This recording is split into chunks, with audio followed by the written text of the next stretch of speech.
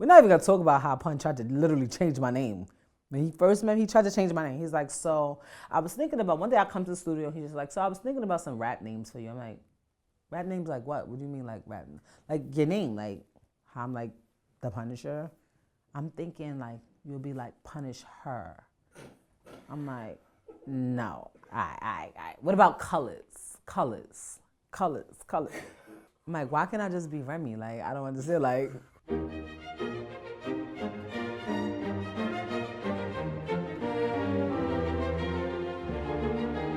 the Summer Jam moment, I love when people ask me about it because that means that my intentions and my goal is being met.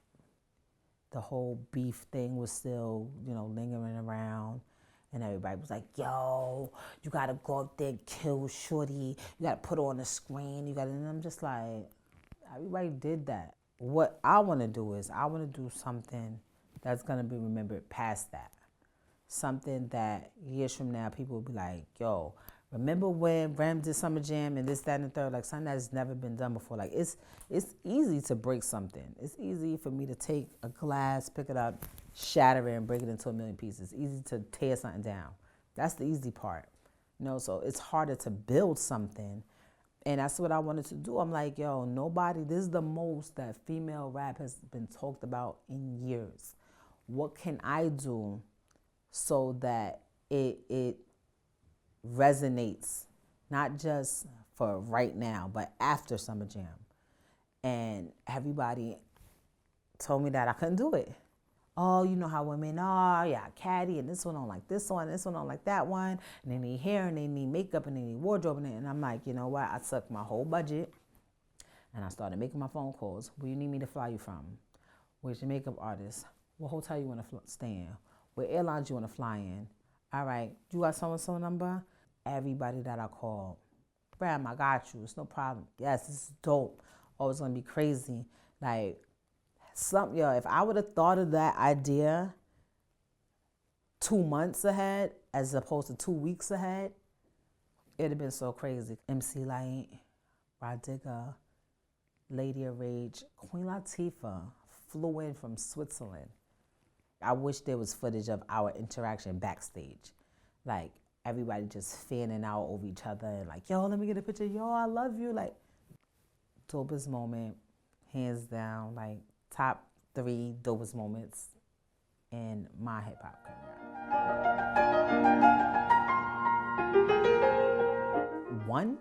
Just one person that is there a king of hip hop. People ask, is there a queen of hip hop? Is there one person that's the king of hip hop, that he's over every single person? One? People gonna debate it all day. When I came home in 2014, that end of the summer, to right now, female hip-hop is a total different space. Total different space. I encourage people. I encourage women to feel like, yo, she came from nothing.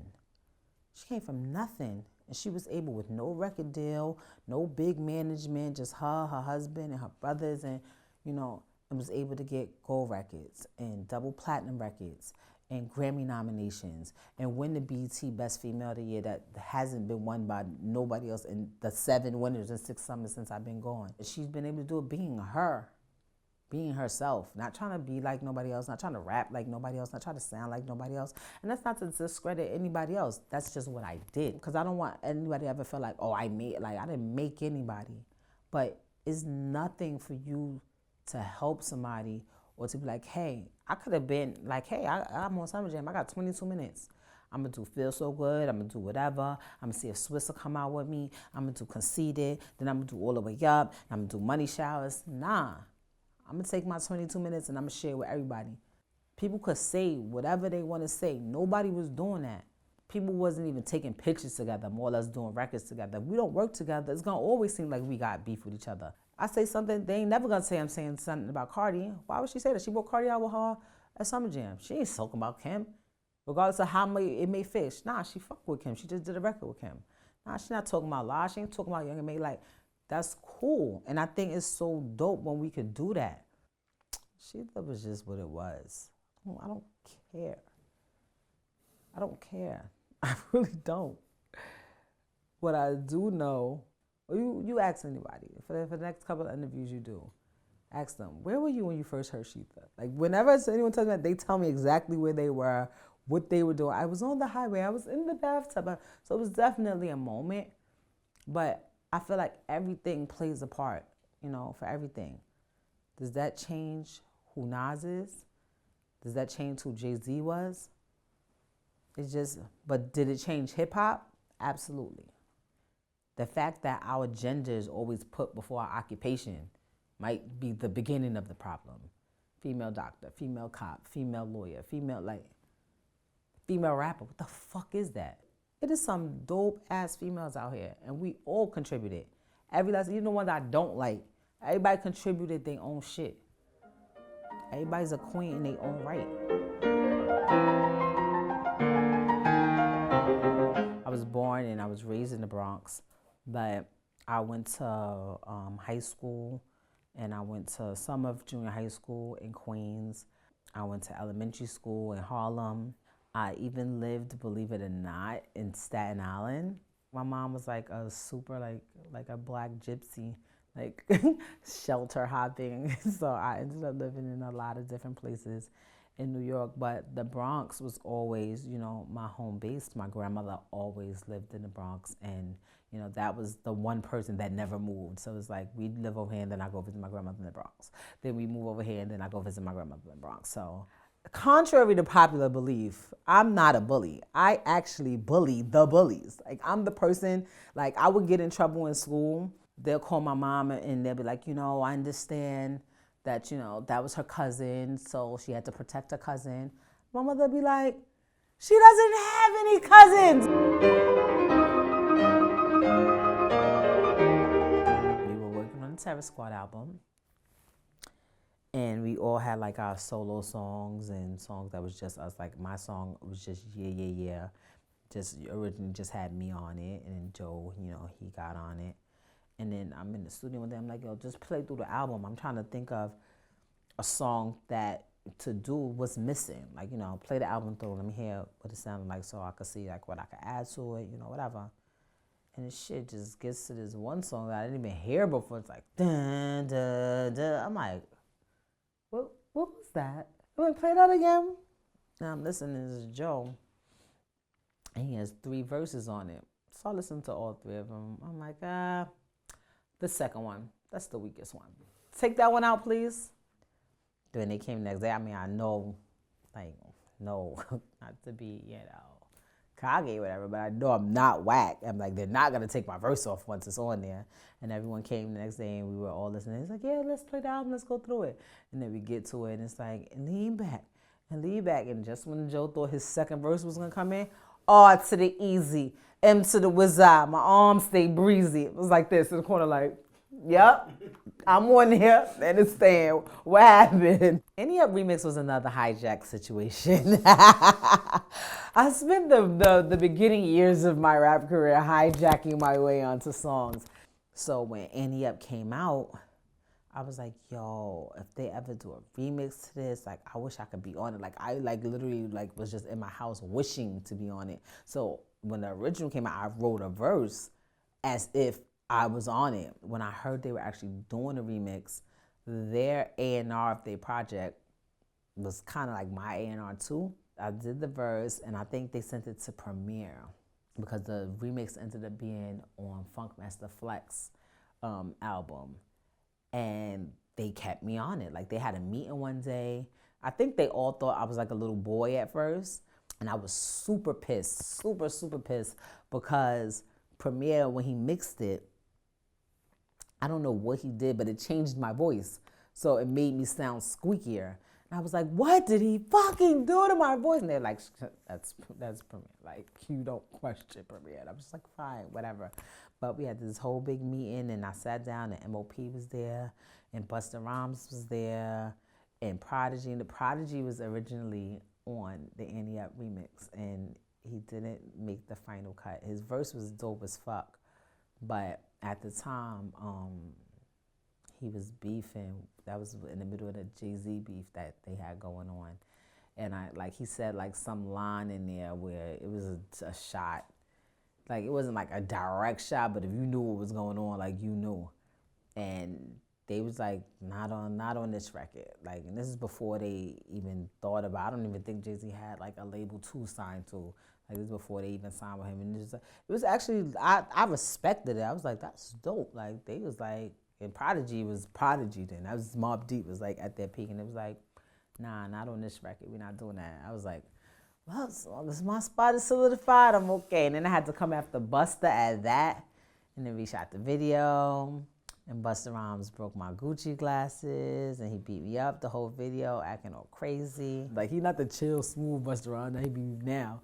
Like, he was the knock you out by mistake and didn't even realize it, Busta Rhymes. But one of my most memorable times of my whole career.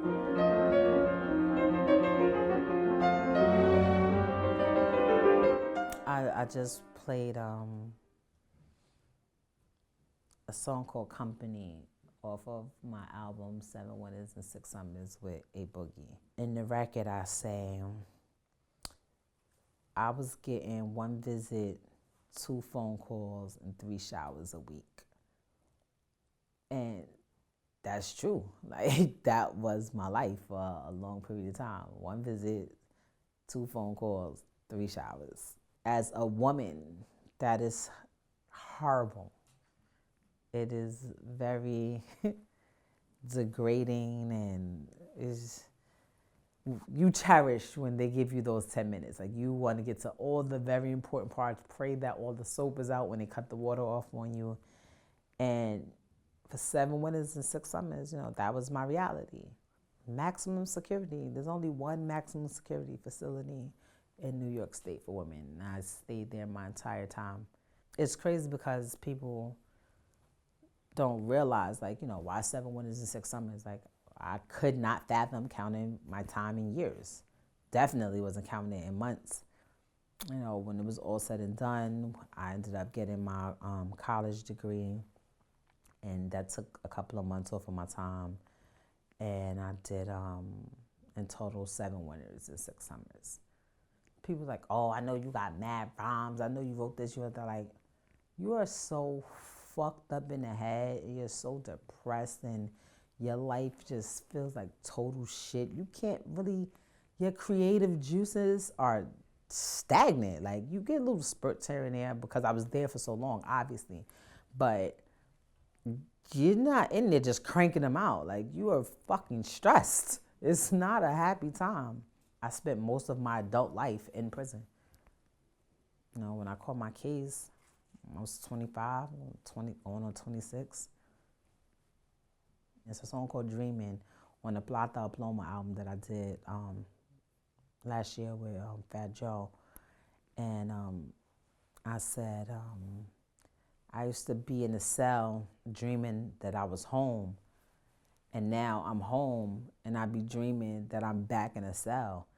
And this shit is so crazy because I would literally be in prison and I will have the most vivid, realistic dreams. Like I will have one certain, like I could dream that I have on these boots and I'm doing an interview and I'm talking the shit would seem real as fuck.